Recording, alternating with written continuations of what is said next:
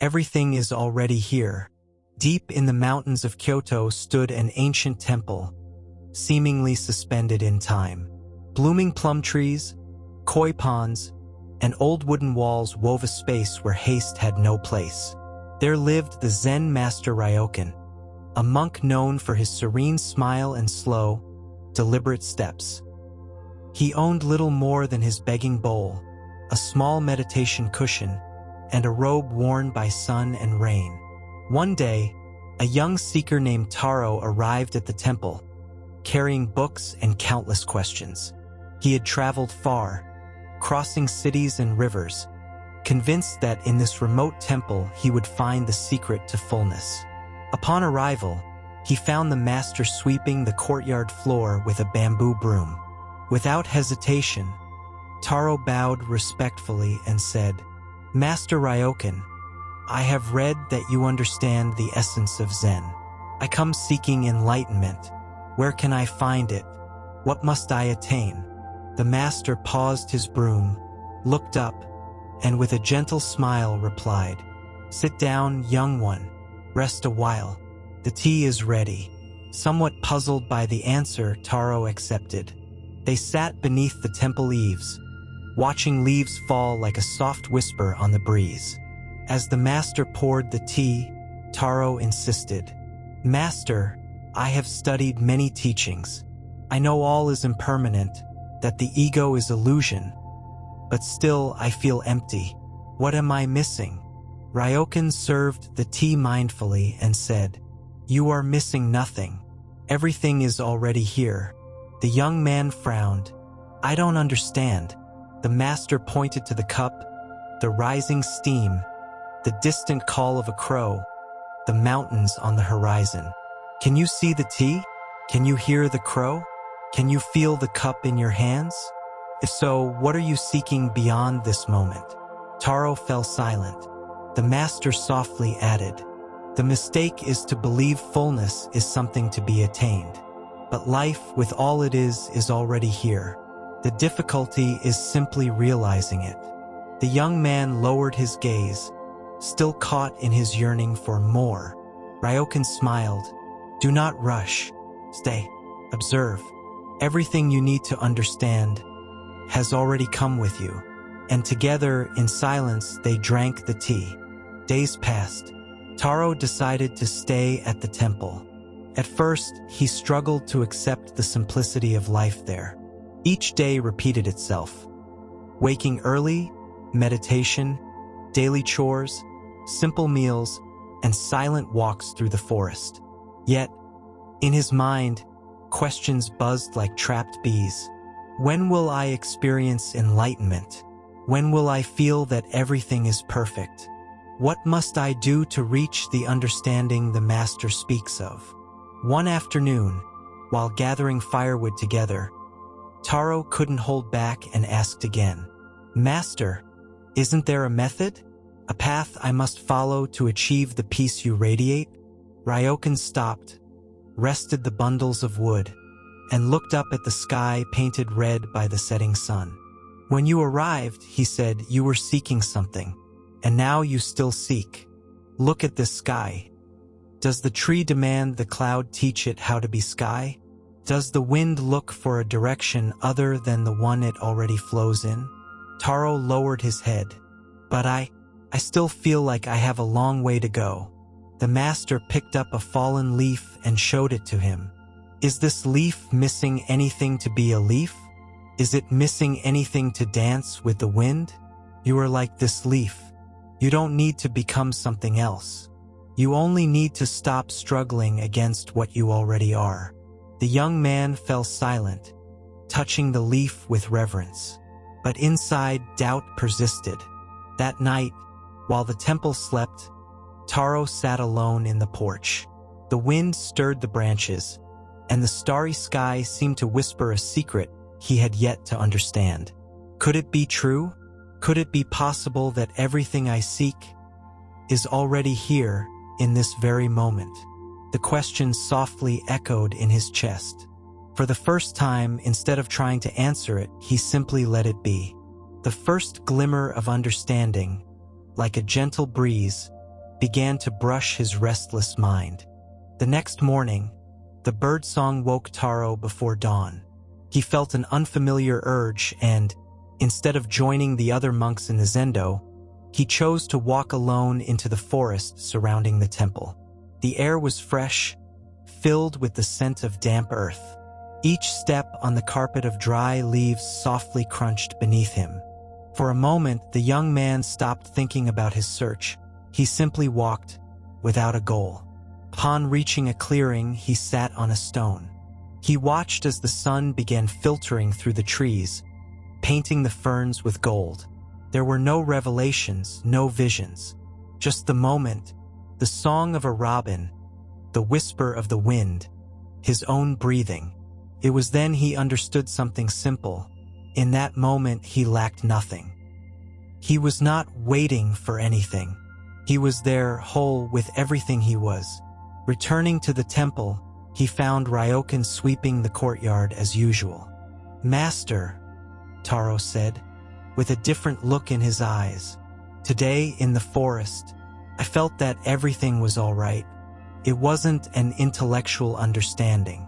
It was as if the moment was enough by itself. And for a moment, I didn't need to search for anything." Ryokan smiled. "That's it. It's when you stop searching that you begin to see.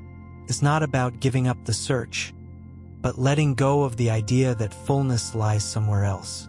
Everything is already here, but as long as you're looking forward or backward, you won't see it." Taro nodded, his eyes shining with understanding.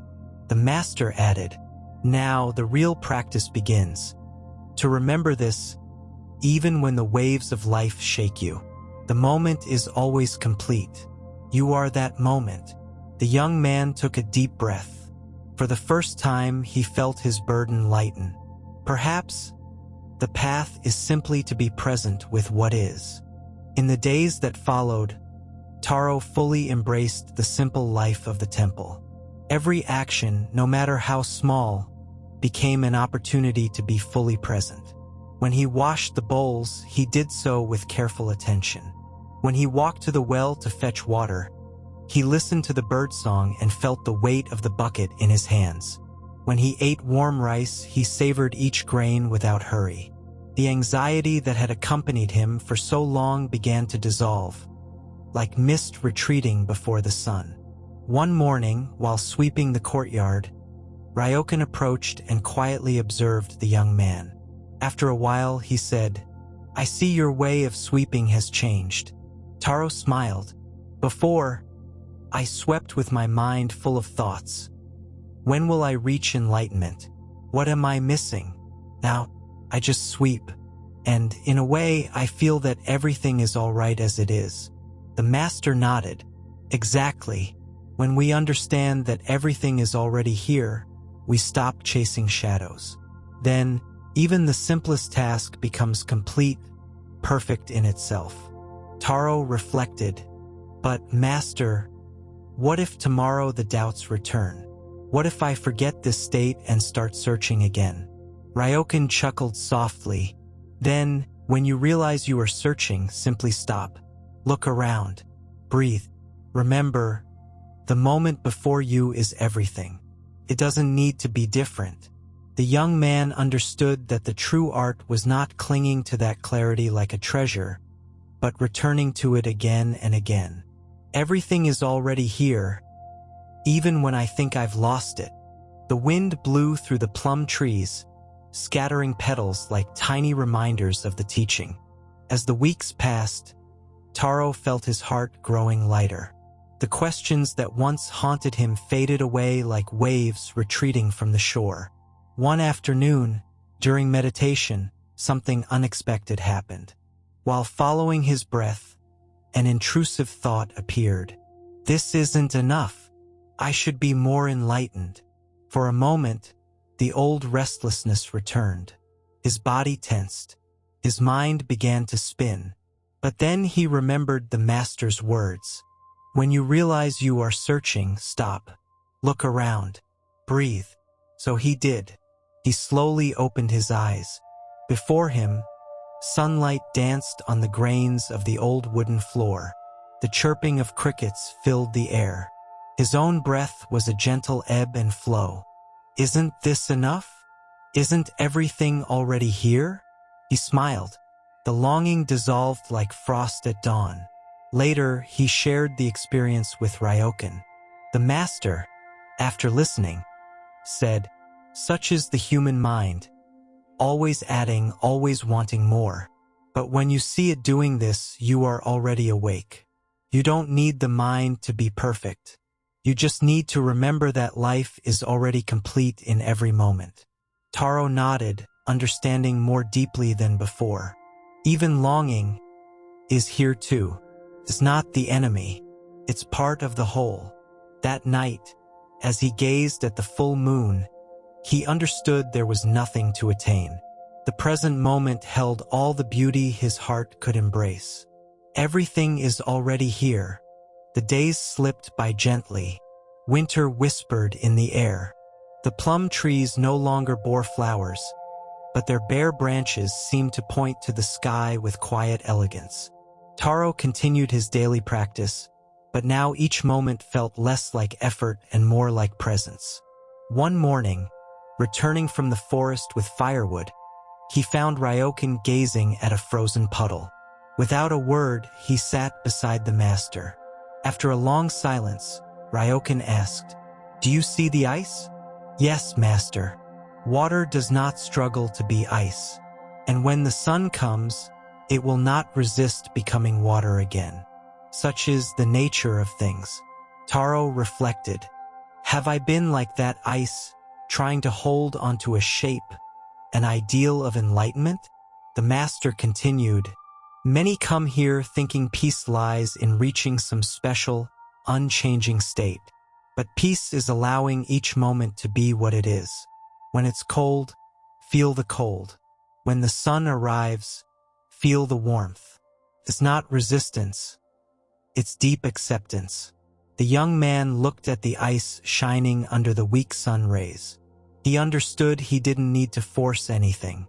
Everything is already here, even change itself. That afternoon, as he split firewood, each strike echoed like a reminder. There is no goal, only the present unfolding moment by moment. This chop is complete. This breath is complete. This life is complete just as it is. For the first time, he felt no urgency to reach anything more. With winter's arrival, the temple was draped in a light layer of snow. The white landscape invited even deeper stillness and quiet. One afternoon, as they gazed together at the snow-covered garden, Taro said to the master, "Now I feel I understand what you've taught me. Each moment is enough. I don't need to search anymore. But how do I bring this into the world? How can I live like this outside the temple?" Ryokan smiled and replied, "The temple is not this place. The temple is the awareness with which you inhabit each moment. You can carry this temple with you wherever you go." He paused and added, "Don't expect the world to be a monastery. There will be noise, desires, pain. But even amidst all that, this moment remains whole. The practice is to remember. Everything is already here, even when it feels like something is missing." Taro pondered those words. It's not about controlling circumstances, but about changing the way I see. That night, he wrote in his notebook, "When I stop fighting the moment, I discover it is perfect as it is. When I stop searching for what's missing, I see that everything is here. When I stop resisting change, life flows through me." He fell asleep in peace, knowing that true practice never ends. It unfolds with every new dawn. The day came when Taro felt his time at the temple had run its course. At dawn, he said goodbye to every corner with gratitude. The zendo, the garden, the trees that had accompanied him on so many silent walks. At the door, Ryokan waited, broom in hand. "Master," Taro said, bowing deeply, "I have no words to thank you enough. I don't leave with answers, but with a new way of seeing." Ryokan smiled. That is enough. Don't cling to this understanding. Just remember, wherever you are, everything is already here. It's not an idea. It is your life itself. The master held out a dry twig to him. This branch does not ask when it will bloom. It doesn't seek to be more than what it is now. In its stillness, in its seeming emptiness, it is already complete. Taro took the twig with reverence. Thank you, master. He began to walk down the snowy path, his heart light. Each step was a whole moment. The cold wind on his face, the crunch of snow beneath his feet, the open sky above, all spoke silently to him. Nothing is missing. Everything is already here. And so, without more, a new stage of his journey began.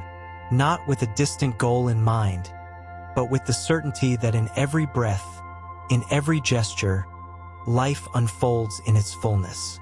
It was only a matter of seeing.